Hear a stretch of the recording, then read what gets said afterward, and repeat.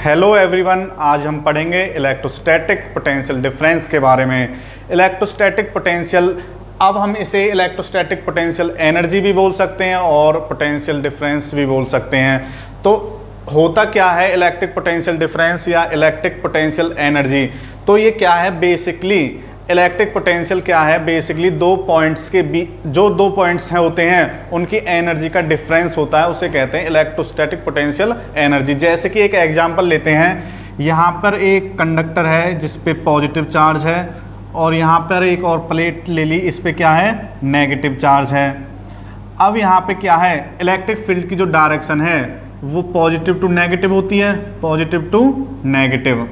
अब यहाँ पे क्या है इलेक्ट्रोस्टैटिक पोटेंशियल डिफरेंस, एक बार डेफिनेशन देखो, डेफिनेशन क्या कहती है, the amount of work done, यानी कि जितना अमाउंट ऑफ वर्क डन करना पड़ रहा है carrying a unit positive test charge, एक टेस्ट चार्ज को मूव कराने के लिए without acceleration from A to B, यानी कि एक पॉइंट से दूसरे पॉइंट तक एक चार्ज को मूव कराने के लिए जितना वर्क डन करना पड़ रहा है अगेंस्ट द इलेक्ट्रोस्टैटिक फील्ड। अगर हम अलोंग चलते हैं, इलेक्ट्रोस्टैटिक फील्ड के अलोंग चलते हैं तो कोई भी वर्क डन कराना नहीं पड़ेगा। अगर हमें जाना है अगेंस्ट तो तभी एनर्जी स्टोर होगी वहां पे अगेंस्ट द इलेक्ट्रोस्टैटिक फील्ड।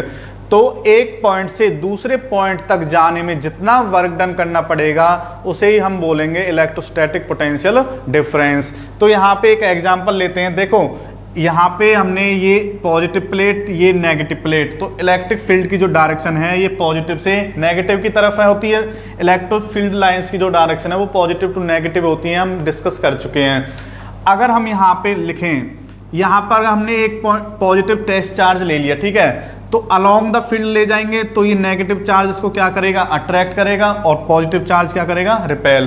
तो हमें ए पॉइंट से मान लिया और बी पॉइंट पे मान लिया, ठीक है, ए पॉइंट से बी पॉइंट तक जाने में इस चार्ज को कोई वर्क डन नहीं कराना पड़ेगा क्योंकि ये नेगेटिव चार्ज इसको क्या कर लेगा, अट्रैक्ट कर लेगा, तो इसमें कोई अमाउंट ऑफ वर्क डन नहीं कराना पड़ेगा।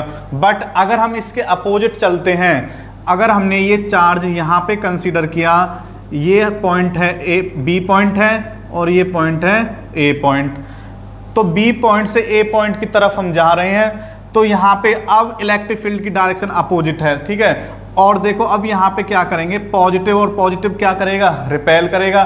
तो हमें क्या करना पड़ेगा, कुछ एक्सटर्नल फोर्स अप्लाई करनी पड़ेगी अगेंस्ट दिस इलेक्ट्रोस्टैटिक फील्ड, क्योंकि पॉजिटिव और पॉजिटिव क्या करेंगे, रिपेल करेंगे।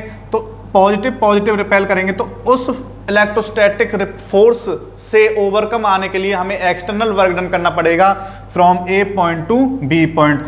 तो यहाँ पे एनर्जी कम होगी, जब हम इसको ज़्यादा वर्क डन कराएंगे तो उतनी उसकी एनर्जी क्या होगी, ज़्यादा होगी। तो इसकी एनर्जी, इसका पोटेंशियल डिफरेंस हमने वी मान लिया, इसका पोटेंशियल हमने मान लिया वी ए मान लिया। तो जितना ज़्यादा हम वर्क डन कराएंगे उतना ही उसका पोटेंशियल डिफरेंस क्या होगा, ज़्यादा होगा। तो यहाँ पे जो पोटेंशियल डिफरेंस होता है, potential difference, electrostatic potential difference का जो फॉर्मूला होता है वो क्या होता है, work done per unit charge, work done per unit charge. एक चार्ज को मूव कराने के लिए जितना वर्क डन करना पड़ रहा है from one point to another point without acceleration और अगेंस्ट द इलेक्ट्रोस्टैटिक फील्ड। तो पोटेंशियल डिफरेंस का जो फॉर्मूला होता है वो होता है वर्क डन ओवर में चार्ज, और पोटेंशियल डिफरेंस होगा यहाँ पे V A minus V B equals to W A B over में क्यू चार्ज को हम यहाँ पे मूव करा रहे हैं, तो इसे हम लिख सकते हैं डेल वी यहाँ पे चेंज इन पोटेंशियल डिफरेंस है, या पोटेंशियल एनर्जी भी बोल सकते हैं, यहाँ पे U A minus U B भी लिख सकते हैं, कुछ इस तरह से भी लिख सकते हैं। तो सेम थिंग है, क्योंकि एनर्जी ही पोटेंशियल डिफरेंस है, एनर्जी का डिफरेंस ही यहाँ पे हम पोटेंशियल डिफरेंस बोल रहे हैं। तो यहाँ पे देखो वर्क ओवर में चार्ज, क्लियर। अगर हम यहाँ पे एसआई यूनिट की बात करें, SI unit of potential difference, तो एसआई यूनिट होती है इसकी वोल्ट। पोटेंशियल डिफरेंस की जो एसआई यूनिट होगी वो क्या होगी, वोल्ट होगी। और डायमेंशनल फॉर्मूला क्या होगा, डायमेंशनल फॉर्मूला क्या होगा, तो W का डायमेंशनल फॉर्मूला आप जानते हो, W का डायमेंशनल फॉर्मूला होता है ml² t-2, और Q का डायमेंशनल फॉर्मूला होता है AT। तो अब यहाँ पे क्या करेंगे, t को ऊपर ले जाएंगे तो ml² t minus 3 a minus 1। तो ये हो जाएगा पोटेंशियल डिफरेंस का dimensional formula ml² t minus 3 a minus 1। अब यहाँ पे देखो, अब डिफाइन 1 वोल्ट किसके इक्वल रहेगा, 1 वोल्ट किसके इक्वल रहेगा, तो 1 वोल्ट इक्वल रहेगा 1 जूल ओवर में 1 कूलाम। तो 1 वोल्ट को हम लिख सकते हैं 1 जूल पर कूलाम।